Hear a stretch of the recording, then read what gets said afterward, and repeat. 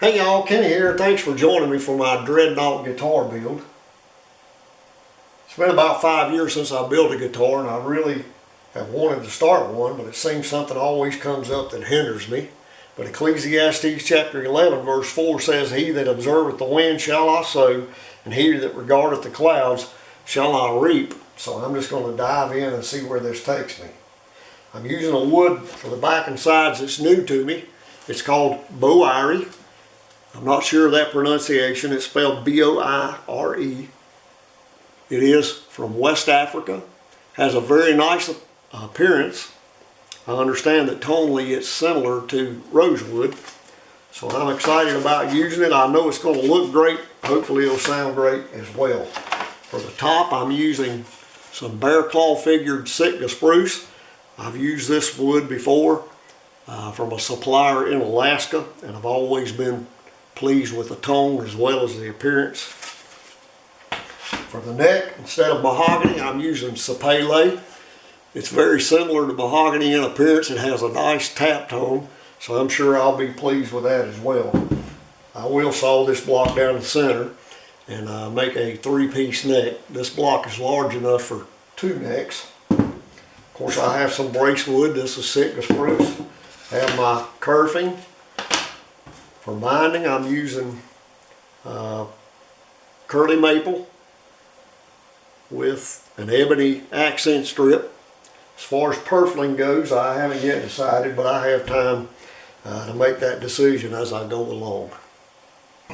Okay, y'all, here's the plan. I'm going to trace my neck out and saw it. As you'll notice, most of my tools are homemade.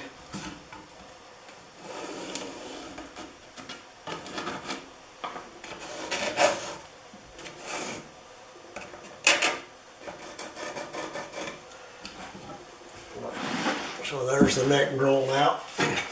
I'll go ahead and draw this neck out.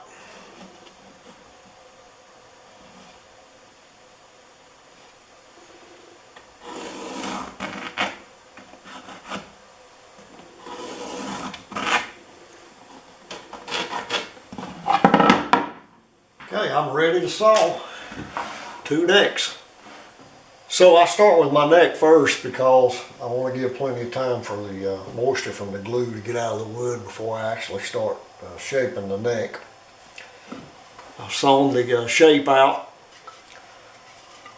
I then sawed the neck down the center.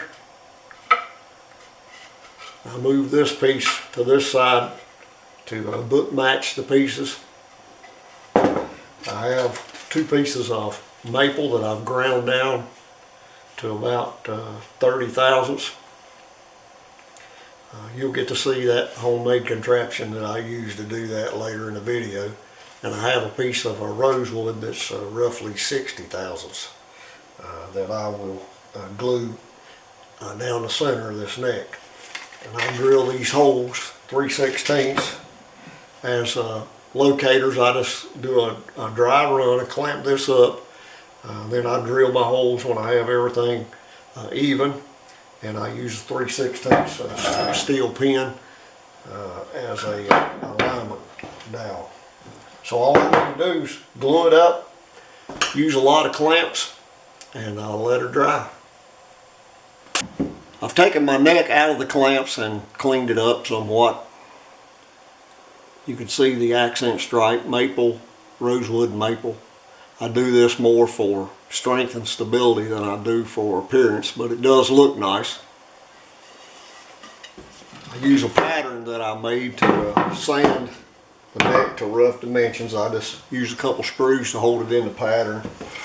I have a homemade pattern sander that I run in my drill press.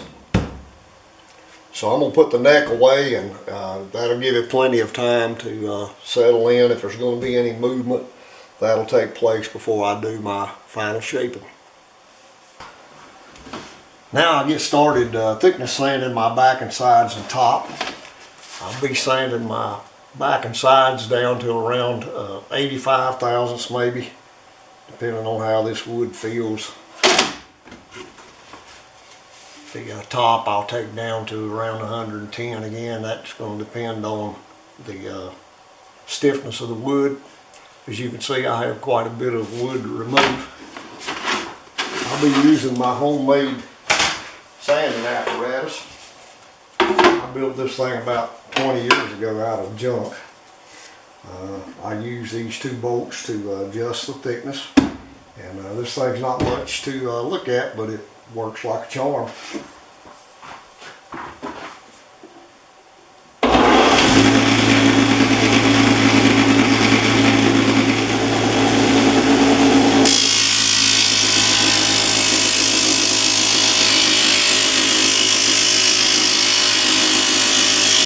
Okay, so I finished my thickness sanding. I'm at about 90 thousandths on the back and sides, about 130 on the top. Once I get it joined, I'll take some more off of those as I need to. I really like the color of this back. The grain is not exactly straight, so I will probably remove some wood here as I join this and do something like that. Get my grain straight. I use a piece of square steel stock to sand my joint and to fit it. I just sand it until it looks good on the table, then I hold it up to the light and make adjustments as I need to. That way I know I have a good joint. You can get away with a sloppy joint on the back, but on the top of the guitar you have to be really careful with that. Okay, I'm going to get sanding. So here's my top all joined up and sanded down. I got a really nice glue joint. Now that I've sanded it, the figure is really starting to pop in this wood. The back turned out really nice as well. This is just some beautiful wood, Boirie. This is the jig I use to glue it up. I have a little backstop. Put my two pieces in here. I have a board and some screws that I use to force these pieces together. I lay some boards across the top and clamp it down to keep this thin wood from blowing up. A lot of different ways you could do this. That's just the method that I use.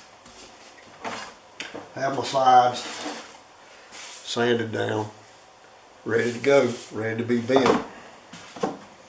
This is my homemade bender. The sides are made from plywood.